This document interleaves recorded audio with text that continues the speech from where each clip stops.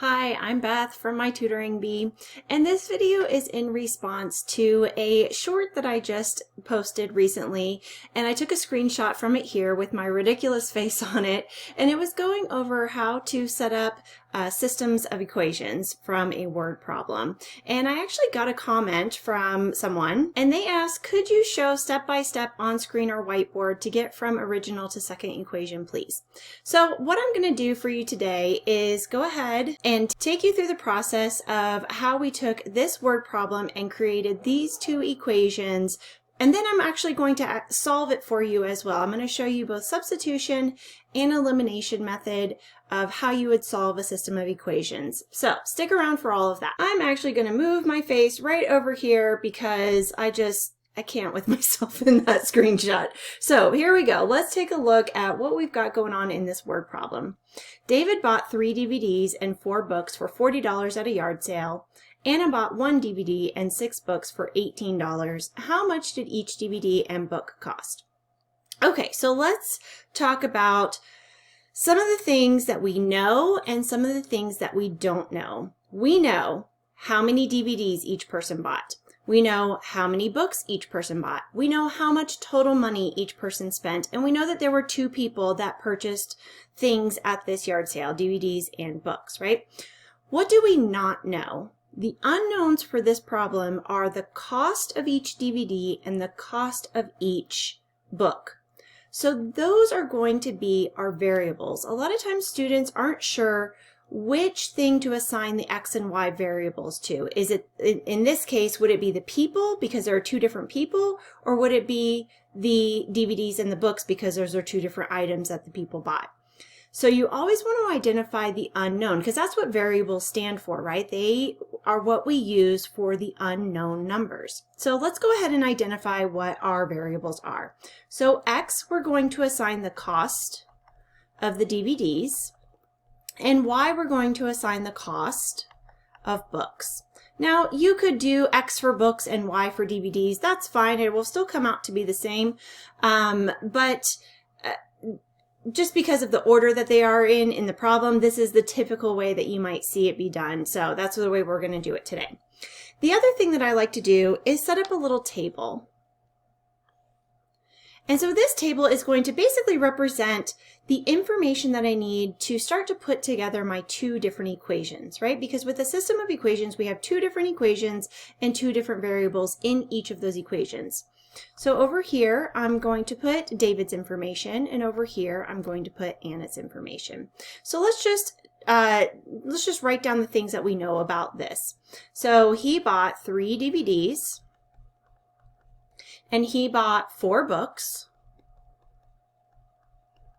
and he spent $40. So you can look at that as spent or total amount of money that he spent. Okay, so with Anna, we're going to do the same thing. She bought 1 DVD. She bought 6 books. And she spent a total of $18. So spent or total, however you want to look at that, okay? So I really like doing this table because it really clearly identifies, okay, all of this information needs to be in one equation, and all of this information needs to be in another equation. And again, our X and our Y's are going to represent the cost of each of these items that they bought. Why are we focused on the cost of each of these items? We know the total amount that each person spent. So think about when you're buying something at a store. If you're buying something the same thing multiple times, you're going to multiply however many of those things that you bought times the price of that item. So in this case, all of these 3 DVDs that David bought, each one of them cost a certain amount, and they all were the same amount, right? Each of the 3 DVDs cost the same amount, so it's going to be 3 times whatever that cost is. Same thing for the books. It's going to be 4 times whatever that cost of the books was.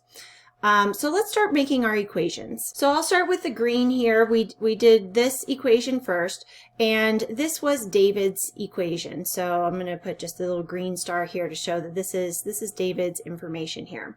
So again, he bought 3 DVDs, and each of those 3 DVDs cost some unknown number. So that's why we're using a variable. And then also he bought 4 books at some unknown cost. But we know that the total that he spent was $40. Okay, same thing for Anna. We're going to do this in this pink color. So Anna bought 1 DVD. So you can write 1X. That's perfectly fine. But usually we just see it as X. When we just see an X by itself, it represents 1X.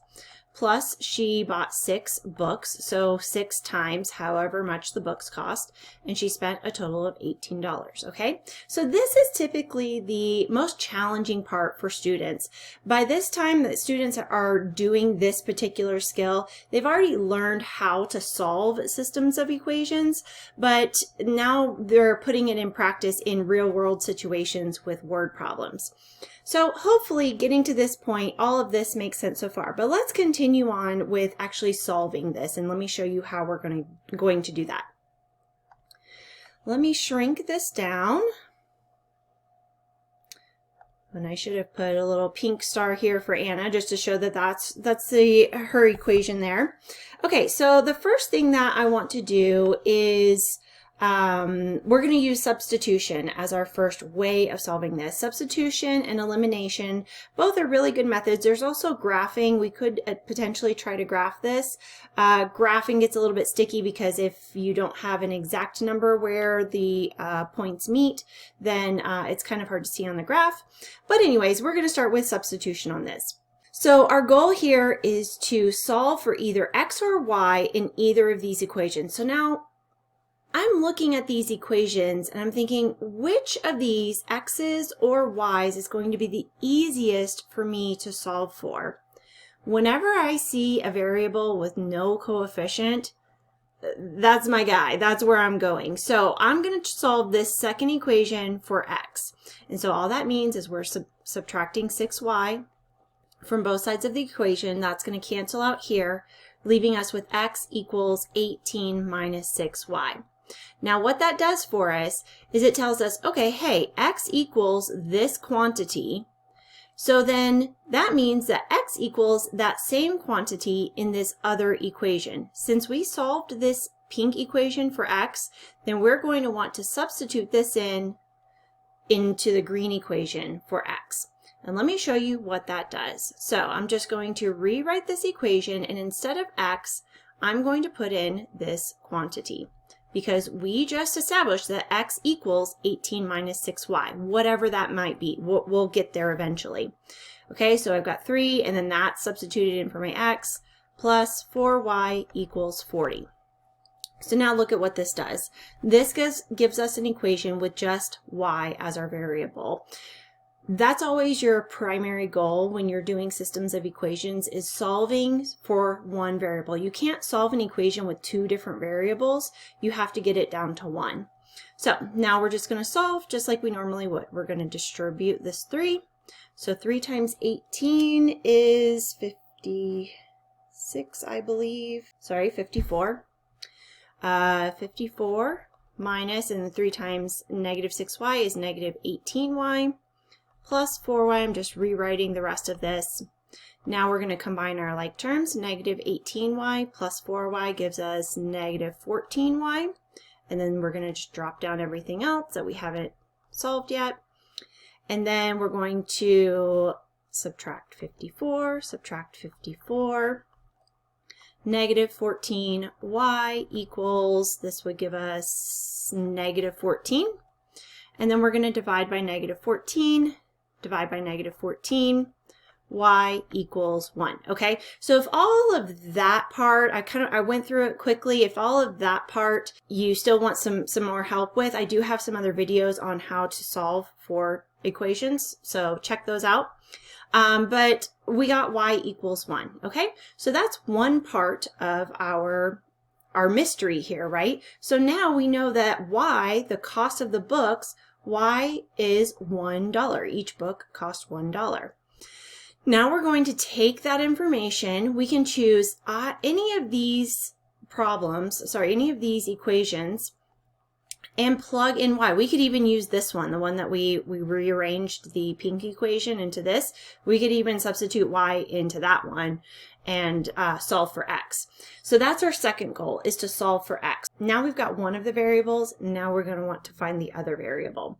So any of these equations you can use, you'll get the same answer. You can plug in 1 for Y. Let's just go ahead and use this bottom equation because that one's going to be the simplest to just plug in 1, and now we can just solve all on one side of the equation. You do want to use order of operations, so we're going to do multiplication first. -6 times 1 gives us -6, and then 18 minus 6 gives us 12. So now we've got the cost of the DVDs, right? So X equals $12. Each of those DVDs cost $12 a piece. And we can verify that by thinking about the equation that we came up with, thinking about the situation that they gave us in the word problem. If David bought 3 DVDs, 3 times 12 would be $36. If he bought 4 books, 4 times 1 is $4.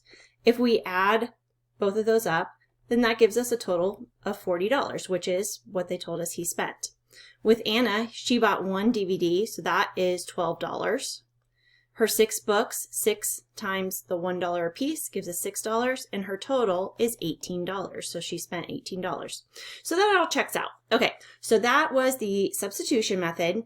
Now let's take a look at what elimination method looks like. Okay, so I've got our equations here again. I cleared off all of our work from our substitution method. I did leave the X equals $12 and Y equals $1 just so that we can compare our notes at the end of solving with this method. So with the elimination method, our goal is, again, remember how I said in the last part that we want to get this down to just one variable because we can't solve for each variable when there's 2 different variables in an equation. We have to get it down to just one. So we're going to do that here, but in a little bit of a different way. It's called elimination method because when we look at our X terms or our Y terms, what our goal is to add this up like one big addition problem, add our X terms together, add our Y terms together, but we want one of those to be eliminated. We want either our X terms to cancel out with each other or our Y terms to cancel out with each other. It doesn't matter which one you start with. So again, you want to just kind of look at your equations and see what would be easiest. Now I'm looking at this. If I just add this up as it is, this is going to give me 3x plus 1x is 4x, and then 4y plus 6y is 10y. That doesn't eliminate either the X or the Y's. So we need to multiply through one of these equations so that it will cancel out one of those either X or Y terms. What I'm thinking is this lower equation, we're going to multiply times -3. Now, why did I choose -3? Because when I multiply -3 times this X, that's going to give me a -3X. And then when I add it to the positive 3x, that's going to eliminate my X terms. When we're multiplying like this, you do need to multiply whatever it is that you decide to multiply. You need to multiply by every term, including the answer over here. A lot of times students forget this part, but it does need to be multiplied times everything. So I'm just going to rewrite these over here to the side. So this doesn't change at all. I'm just writing it just as is. What is going to change is this second equation. So -3 times x is -3x. -3 times 6y is a -18y. Equals, and then -3 times 18. Let's see, I believe 3 times 18, that was 54. So this is -54. Okay. All right. So now this is the one that I want to make the big addition problem with because these x's are going to cancel out. So that's actually our first step. 3x plus -3x cancels out equals 0. So now we're just moving on to the y's. 4y plus -18y gives us -14y. And then 40 plus -54 gives us -14. Maybe this part looks familiar from the substitution method that we did earlier. So again, we should wind up with the same answer, so that kind of checks out.